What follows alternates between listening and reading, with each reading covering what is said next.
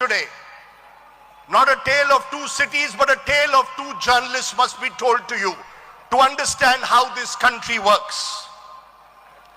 In October, or rather November 2020, a vacation bench of the Supreme Court, headed by the distinguished former Chief Justice D.Y. Chandrachud, sat on a Saturday because Arnab Goswami, another former colleague of mine, who had been arrested, I believe wrongfully, by the Maharashtra government in a case of abetment for suicide and spent all of 6 days in jail.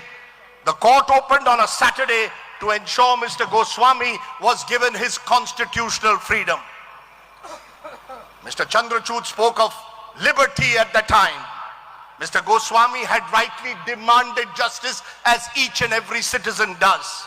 The court delivered by granting him bail and his freedom.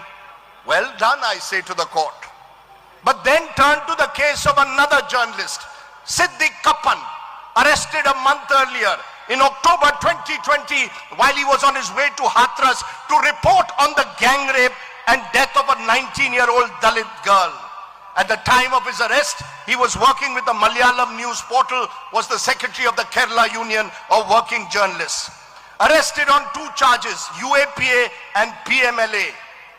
He was granted bail in the UAPA case in September 2022, finally released on bail only in February 2023, more than 2 years since his original arrest.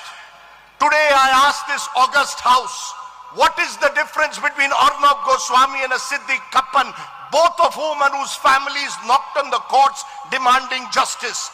Quite simply, Mr. Goswami is a recognized face, a prime-time news celebrity anchor.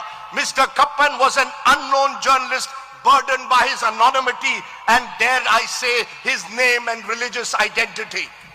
That, my friends, is the reality of our courts, including our judges who speak loftily about liberty and freedom.